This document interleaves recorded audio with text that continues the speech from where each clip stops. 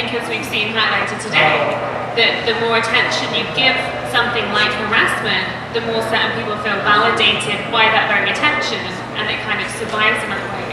So I'm wondering if you guys can talk a little bit about ways you address harassment. Like, are you guys blockers? Like, what kind of practical tasks can people in the audience take if they experience harassment in their comment section or outside of it? Any kind of advice you have? Yeah, the blocked words feature is amazing.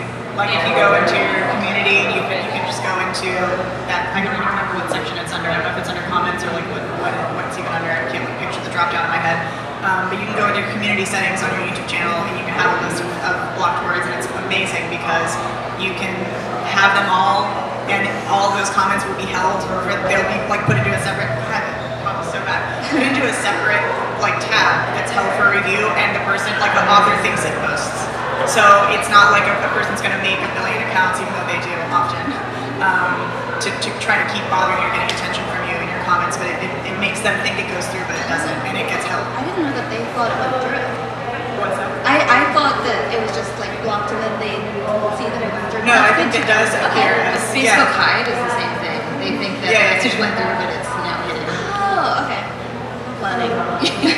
So that's one big thing that's helped me, and like honestly for me it's like these, and I'm not talking about it again, I think one big thing people say, a lot of things that harassers and people that like don't think this shit through like to say is like, you're censoring me or like you're blocking me from saying something. It's like, no, this isn't a conversation, you're not starting a dialogue, you're just like actually coming to try to disrupt and be bothersome and be and inflame and like be awful and inflammatory. And it also totally throws like the entire vibe of like the channel or the chat or whatever you're posting on it. It throws off the whole vibe of it, and it like screws everything up. So doing that has made, like, it has helped so much with my comment section, because now and for me it's like I've had so much shit thrown at me over the years online that it like doesn't even bother me really to read hateful stuff anymore, which is like one thing we were talking about, being desensitized to it is like sad.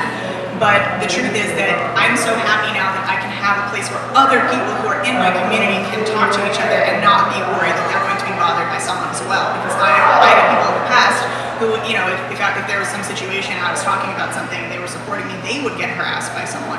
So it's majorly helped also to keep my community feeling like comfortable and like they can talk to each other about stuff. And that's a big thing for me, because I don't want people who are, you know, going through something really difficult to not be able to share it because they're afraid to be like mocked or judged. So I think that's a really important thing, to keep the community feeling strong and safe. I would wholeheartedly agree, and I think that you shouldn't feel guilty about blocking or banning people. Your channel is your space. Yeah. So you just like you have the right to curate, you know, what videos you do and don't put up. You have the right to curate your comments. You have the right to curate your channel art. Like, this is your space. So I wouldn't feel guilty about doing that at home, or like anyone else has the right or entitlement to use your space for their, you know, emotional expression or personal gain or whatever it is. One thing, another feature I just quickly mentioned that is really great is hide this user's comments on their channel, because then they don't even know that you can't see their comments and that no one else can see their comments. It's just hidden. And it Is that right? budget now. When I said that they can't see it posted, because they did tell me that though about the block words. Is that not correct? That's right. There are lots Okay, of different. So there are lots of different options basically, and just kind of figuring out which one works is actually something that I don't think YouTube has fully communicated as well as it could, and even that these features exist, because it's almost like as a corporation nervous to directly address the fact that like harassment on YouTube exists.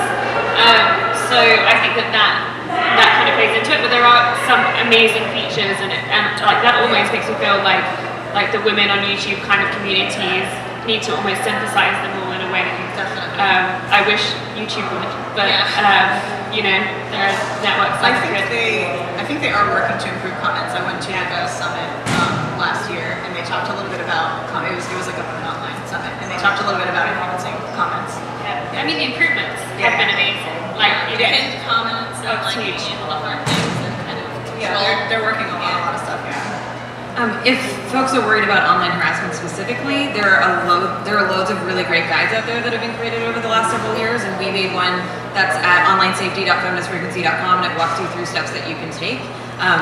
So that's my plug.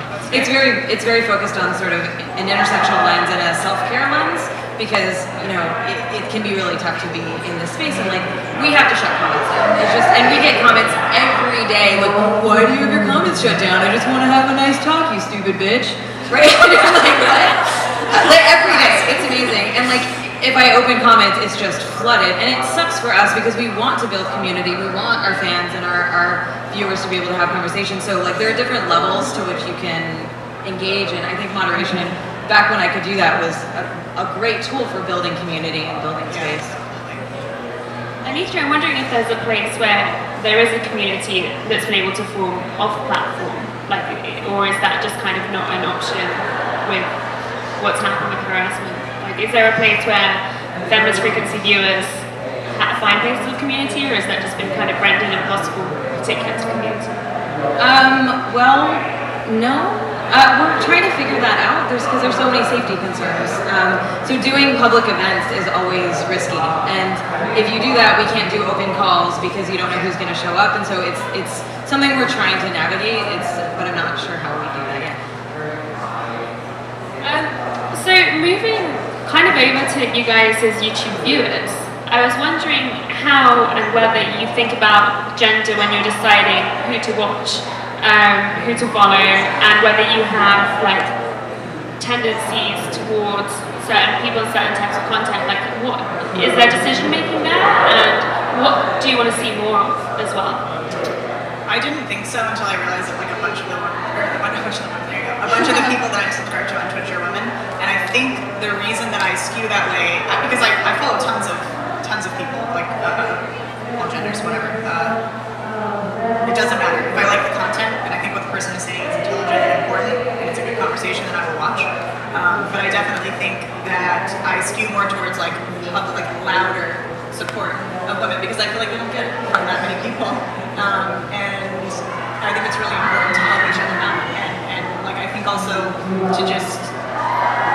it's really important to me too to support other women because I feel like a really big issue, or at least the thing that I felt growing up, was like an intense pressure, like an intense competitiveness between women, and I really hated that shit. So I think now it's more than ever, it's like important and really, really critical to shout other people out and give people attention that are bringing light to really important issues. And another thing is, also we've been talking about like representation and everything. We don't have like trans women on this panel. Like, we need to remind people. Like we need to write letters. We need to send emails to Vidcon, to who organize events like this. We need to make it as diverse and inclusive as possible because we can't just sit here saying that shit and not actually doing it. So that's going to be the first. I mean, that's going to be my note for Vidcon in the future. I think that I pretty much watch like anything on YouTube, regardless of like whatever. I mean, I watch a lot of LGBT content, a lot of lesbians, so like I guess maybe I do skew towards watching feminism. Yeah. I mean, like most of my audience, like 90%, are just like young women. So I mean, I definitely don't experience like this. So I don't know anything to like this scale at all. It's not good. That's so interesting though that your audience is made up. Yeah, I mean, like young people who are like, how do I come out? Yeah, well, I think I'm on YouTube because of like interesting people who I'm watching, and I'm interested in like identity and experience, and so I think I and a lot of people, and probably a lot of viewers as well, gravitate to someone whose identity and experience is similar to theirs, so that they can see someone else out there kind of doing something and draw inspiration from that.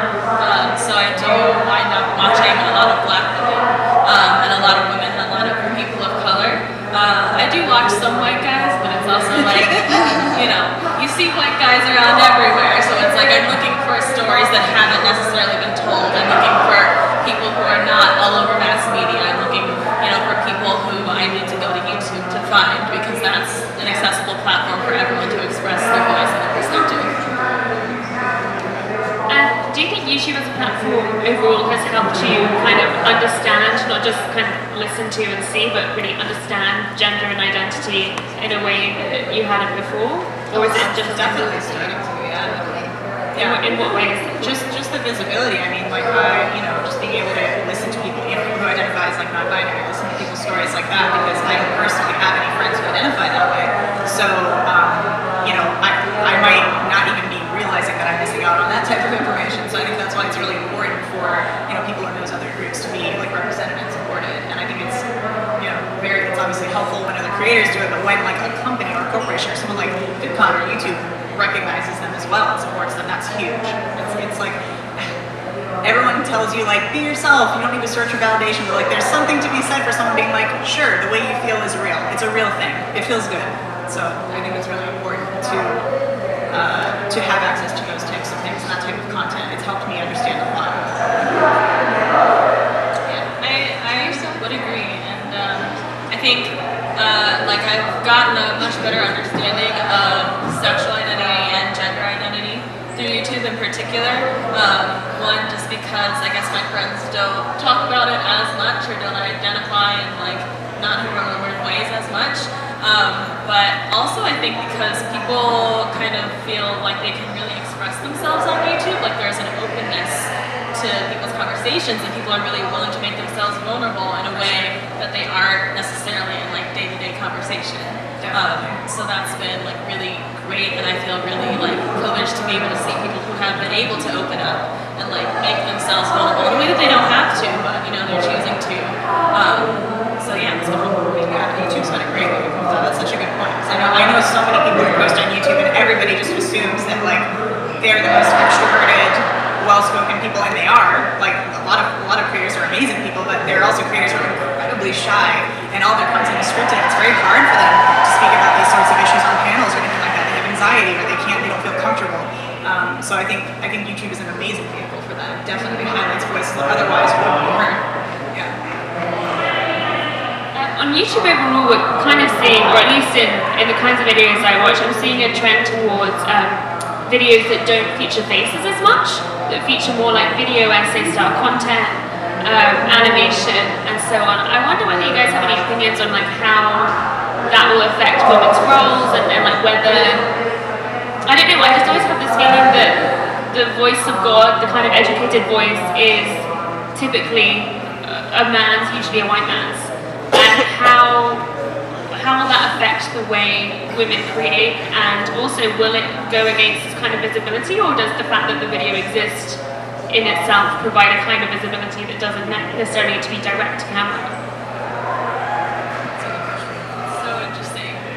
You're so right. I hadn't really thought about it in that way, but like the people who come to mind for big video essay people are like male voices. I think with that is interesting because if you're doing a video essay, you're kind of being informative, like it's an educational thing. And Vanessa Hill of Braincraft, who does educational videos, actually just made a video about how like you are just taken with less authority if you're an educated woman trying to educate. People will just like not take you as seriously. So I wonder if that plays into the success of like male-voiced educational channels, that they're just kind of taken with this credibility that women aren't. I was gonna say, I don't think I've ever seen a video in that style with a women narrator. I think it's all men. I mean, the ones that I've seen have been all men. Have you seen like a rise in women's voices in those kinds of videos? No. I mean, there was actually one YouTuber that Hank Green actually recommended to me, Lindsay Ellis, I think is her name, and she does that kind of pop culture commentary. Did you say Lindsay Ellis? Lindsay Ellis, Yeah. but she still uses still her on face, camera. face in it. And so, yeah, it's been interesting to me to not, even in overdone videos, like it's always, even when it's not like when it's like an animation studio that has clearly hired someone separately, it's male voices. Yeah, definitely. I just thought of, when you said Hank, I thought you were going to say the girl that I looked up through him. I actually found it through an ICG email. I think he's doing something with her on a podcast. I don't remember her name, but she's a really talented animator, and she actually made a video about why she never shows her face. I thought it was so fascinating. So I'm actually I want to find it. And Is sorry. it? Yes. Thank you. I remember what it is. Is it Jaden? Jaden? Yeah, Jaden Animation. There you go. That's the one. J-A-I. Is that right? I'm like grilling you. I'm so sorry. I'll tweet about it. But yeah, she made a video about why she doesn't show her face, and I found it both like sad that she had to do it. Sad that not that she had to do it, but sad that the idea of being judged, like your content and what you make being judged because of the way that you look, that's shitty. That sucks. But I also thought it was such an interesting perspective, so I'll find that video and tweet it out because it's great. So I'm going to open up for questions soon. So just really, hone in on those questions. But when we do these panels, a lot of the time, the advice that's given at the end, like if you have a piece of advice for women creators, it's just be yourself. And obviously, that is an intensely complex situation to be in. Who am I? And I wonder if you have any advice that's particular to women creators, other than all the wonderful things that you've said today, that you wish was shared more. And if there's anything that you feel like can, help encourage people, but then also like particular women. This is weird because my whole message is just be yourself, but apparently like it's not safe for everyone to do that all the time. So I think probably my advice would be stay safe first and then be yourself. Right? I don't know. You're fine. I would say find other networks of supportive women. Like find lady friends who are going through the same sorts of things you're going through, so you can kind of share in that experience, share tips, share wisdom, and just having somebody else to lean on and empathize with has been really helpful for me. I think that's one, definitely. I got so behind on it this year, but a big thing that I was trying to do is to shout out other creators that I've really been loving, and I think that's a big one. I would just say try to show support, because if you sit and you expect support, you expect people to show you respect, listen to your voice, give you views, etc. You should do the same for other people that are creating content.